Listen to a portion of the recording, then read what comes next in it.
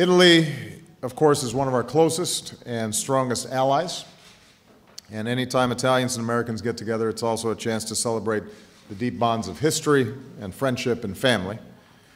As I said before, I'm not lucky enough to have any Italian ancestry that I know of, but I consider myself an honorary Italian because I love all things Italian.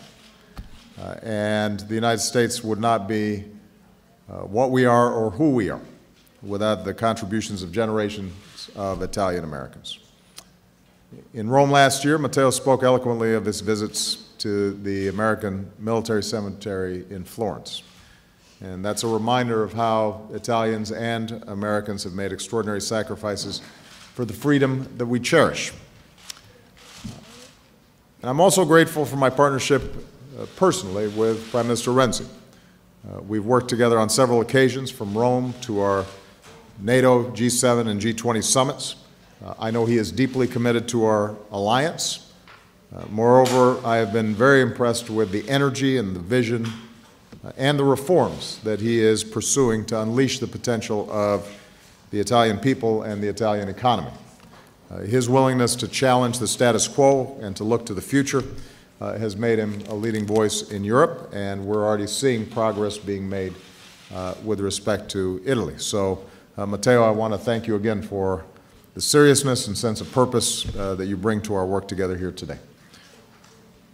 This morning, we focused on our shared security, starting in Europe.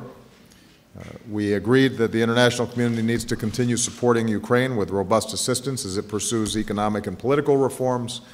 Along with our international partners, we strongly support the Minsk agreements, and we agree that both Russia and the Ukraine must fulfill all the obligations under these agreements.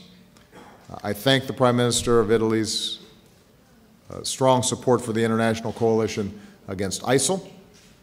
Italy, by the way, is one of the largest contributors of advisors and trainers to help build up Iraqi security forces, and Italy is leading the effort to ensure the area is liberated from ISIL's control or stabilized with an effective civilian police force. We also spent a considerable amount of time discussing our deep shared concern for the situation in Libya, where we continue to support UN efforts to form a unity government. Given Italy's leadership role across the Mediterranean, the Prime Minister and I agreed to work together even more intensively to encourage cooperation on threats coming from Libya, including the growing ISIL presence there, as well as additional coordination with other partners in how we can stabilize what has become a very deadly and difficult situation. More broadly, Italian forces continue to play a vital role from Kosovo to Lebanon to Afghanistan. Coalition forces continue to train and assist Afghan forces, and we want to make sure we transition responsibly as we complete our consolidation by the end of next year.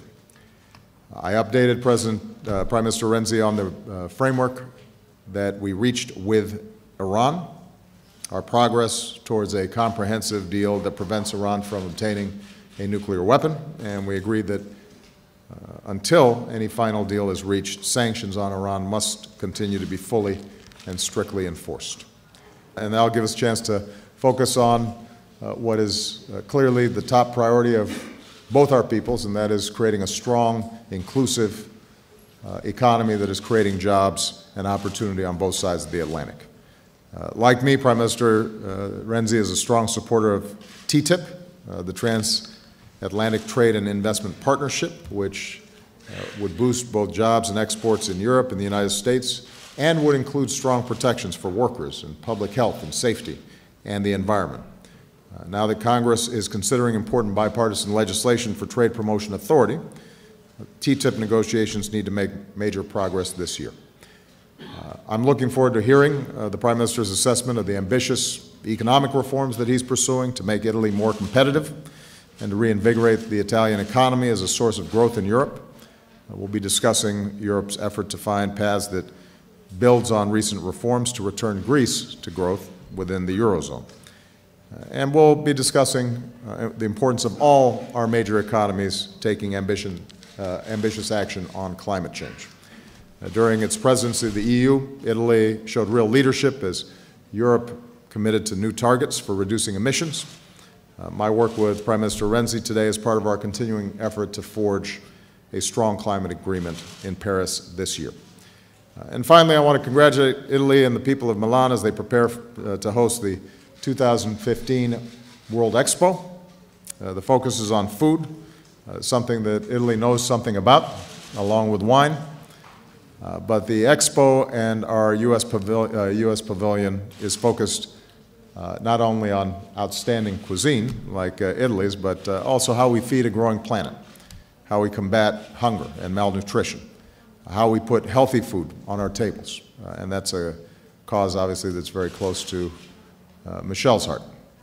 So we commend Italy's leadership, and I suspect many Americans will be visiting Milan and sampling the food, and sampling the wine.